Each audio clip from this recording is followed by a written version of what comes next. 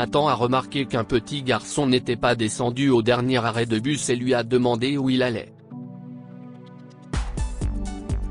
Le garçon a demandé s'il pouvait dormir dans le bus parce qu'il n'avait aucune idée de l'endroit où se trouvait sa mère, mais Nathan avait une meilleure solution.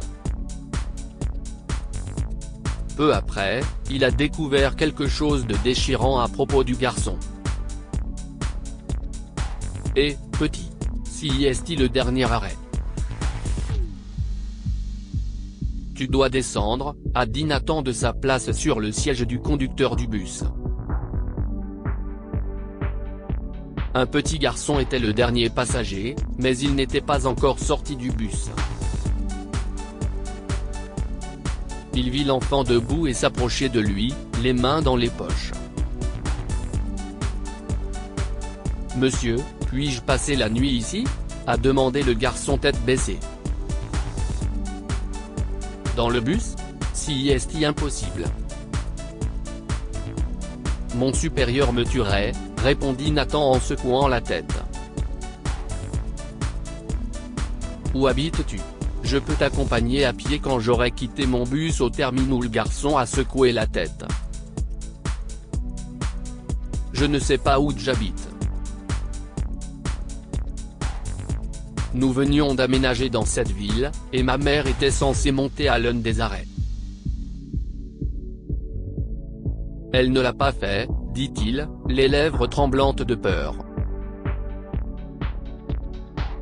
Nathan ne savait pas quoi faire, mais il ne pouvait pas laisser l'enfant seul, surtout si sa mère était introuvable. Il décida de le ramener chez lui. « Quel est ton nom, petit ?»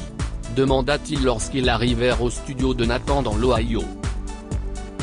« Carlson », répondit le garçon en regardant autour de lui, les mains toujours dans les poches.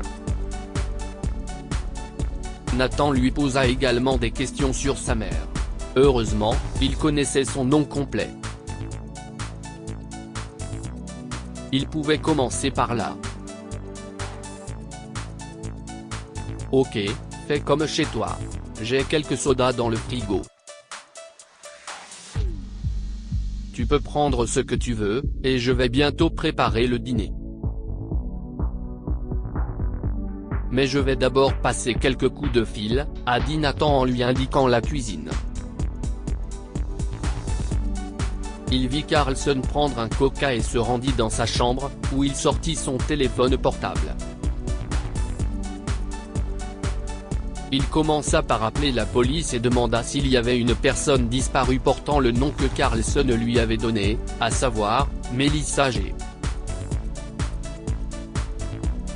Malheureusement, il n'avait aucune information à son sujet. L'appel au CPS était une autre option, mais il ne voulait pas les impliquer pour une simple erreur. Il ne voulait pas que l'enfant soit envoyé dans le système alors que ce n'était pas nécessaire. Il sortit et commença à préparer le dîner, ce que Carlson apprécia énormément, car il n'avait pas mangé de la journée.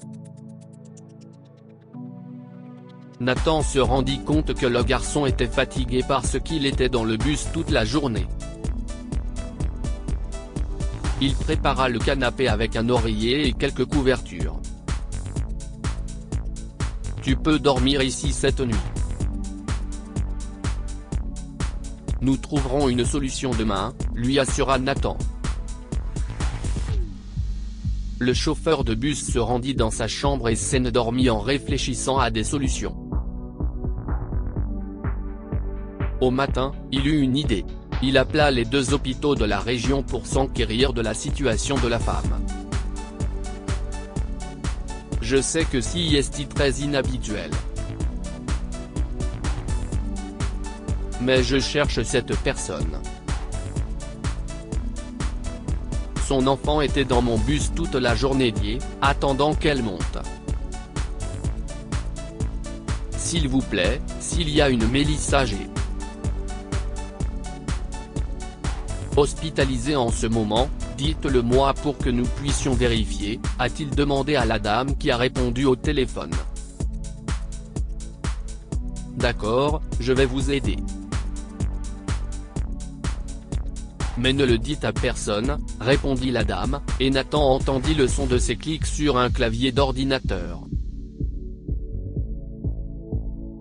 Il y a quelqu'un qui porte ce nom, mais il n'y a pas de contact d'urgence. Ils ont dû obtenir ses coordonnées à partir d'une carte d'identité qu'elle avait dans sa poche ou dans son sac à main. Merci beaucoup, a dit Nathan avant de se rendre au salon pour annoncer la nouvelle à Carlson. Mais il aurait dû poser plus de questions au téléphone, car ils sont arrivés à l'hôpital, ont demandé Melissa et ont découvert quelque chose de choquant. La mère de Carlson avait été victime d'un accident la veille. Elle a été opérée et se trouve maintenant dans un coma artificiel. Le médecin leur a donné tous les détails et leur a dit qu'ils devraient attendre pour voir si Melissa s'en sortait. Êtes-vous son mari, monsieur ? Nous avons besoin de vous pour compléter certaines informations, demanda une infirmière après que le médecin les eut laissés attendre. Carlson commença à secouer la tête, mais Nathan posa sa main sur son bras et répondit à la gentille femme. Oui, je le suis. De quoi avez-vous besoin ? L'infirmière lui posa des questions, et Nathan dut mentir sur certains points pour sauver les apparences. Il voulait protéger l'enfant et sa mère, qui étaient seuls dans une nouvelle ville. Merci, dit-il à l'infirmière lorsqu'elle partit enfin et les laissa s'asseoir avec Melissa dans sa chambre d'hôpital. Il n'avait pas peur des conséquences de ses mensonges. C'était une bonne action. Malheureusement, les médecins n'ont pas pu réveiller Melissa ce jour-là. Nathan a donc accompagné Carlson chez lui, en lui promettant qu'il pourrait venir le lendemain. Il a tenu sa promesse, bien qu'il ait dû partir au travail ce jour-là. Mais à la fin de son service, il est revenu le chercher. Ils ont répété cette routine pendant quelques jours, jusqu'au jour où Melissa s'est finalement réveillée. Les médecins ont ensuite donné leur feu vert. La femme sur le lit leva les bras et fit signe à Carlson de venir la prendre dans ses bras, et Nathan sourit lorsque le garçon courut directement vers sa mère. Il se mit à parler à toute vitesse, et il semblait que la femme n'arrivait pas à suivre. Mais elle souriait. Le petit garçon commença à lui parler de Nathan et de ce qu'il avait fait pour lui. Merci, a dit sincèrement la femme, sans lâcher son fils. Il n'y a pas de quoi. Mais j'ai menti à ces gens, alors si quelqu'un me demande, je suis votre mari, a dit Nathan pour détendre l'atmosphère, et Melissa rit malgré ses blessures. Ils discutèrent un moment avant que Nathan ne doive aller travailler, et il leur souhaita bonne chance, n'ayant pas l'intention de les revoir. Cependant, il revint à l'hôpital à la fin de la nuit, l'air contrarié, et Carlson l'accueillit en le serrant fort dans ses bras. « Pourquoi êtes-vous revenu ?» lui demanda Melissa quelques heures plus tard alors que Carlson s'est endormi sur le canapé. « Je ne sais pas, » dit-il en soupirant. « J'ai pensé à vous et à lui toute la journée. Je n'arrive pas à l'expliquer.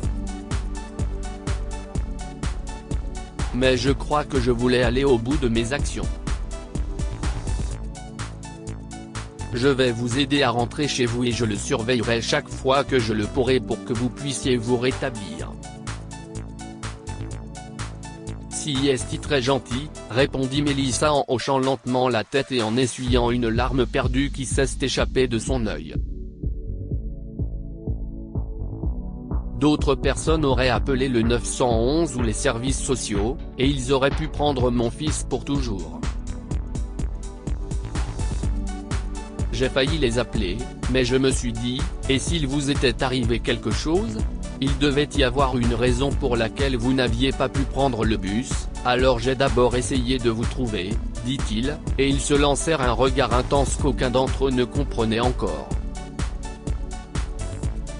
Cette nuit-là, Nathan resta dans sa chambre d'hôpital et ils discutèrent pendant des heures, jusqu'à ce qu'ils soient tous les deux fatigués. Il s'est endormi sur la chaise, ce qui lui a fait très mal au dos. Une semaine plus tard, ils laissèrent partir Mélissa et Nathan les aida à rentrer chez eux, heureusement non loin de sa maison. Très vite, il a commencé à venir chez elle tous les jours. De fil en aiguille, ils se sont mariés 2 ans après l'accident de Mélissa. Quelques années plus tard, il a adopté officiellement Carlson, prouvant ainsi que certaines choses sont faites pour durer. Que pouvons-nous apprendre de cette histoire ? Essayez de venir en aide aux autres chaque fois que vous le pouvez. Nathan aurait pu appeler la police ou abandonner le garçon dans la rue, mais il avait bon cœur et a décidé de l'aider du mieux qu'il pouvait. Certaines choses sont faites pour être faites, et CIST peut être la meilleure chose qui puisse arriver. En aidant ce garçon, Nathan a trouvé l'amour de sa vie et a fondé une famille. Partagez cette histoire avec vos amis. Elle pourrait égayer leur journée et les inspirer.